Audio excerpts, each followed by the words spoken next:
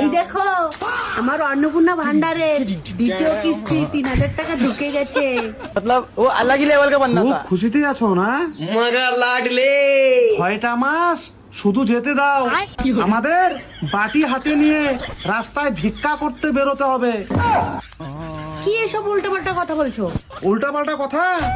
সরকার যে তোমাদেরকে মাসে 3,000 টাকা করে দিচ্ছে, তার বিনিময়ে সরকার কি তোমাদের দ্বারা কোনো কি কাজ করিয়ে নিচ্ছে? अबे साले সে তো না।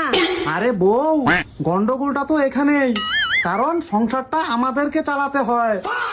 সে তো চালাতেই হবে, তার সাথে আমাদের অন্নপূর্ণা ভান্ডারের 3,000 টাকার কি সম্পর্ক আছে? अलग ही लेवल का बंदा था। সে তো সম্পর্ক নাই, তারপরেও কয়েক মাস আগেও 750 টাকার গ্যাস সিলিন্ডার এখন কত দাম হয়েছে?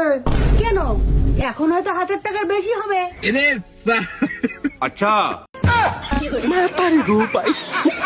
আর 100 টাকার পেট্রোল এখন কত হয়েছে?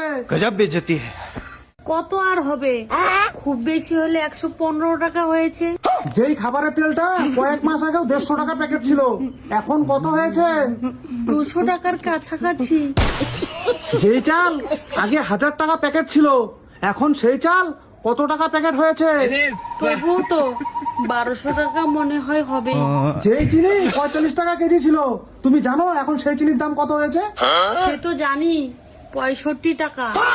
যেই বালি পাথরের গাড়ি প্রতি 5-6 হাজার টাকা দাম ছিল, এখন কি তুমি জানো সেই বালি পাথরের গাড়ির দাম কত হয়েছে? वो अलग ही लेवल का बंदा था। প্রায় 10,000 টাকার কাছাকাছি।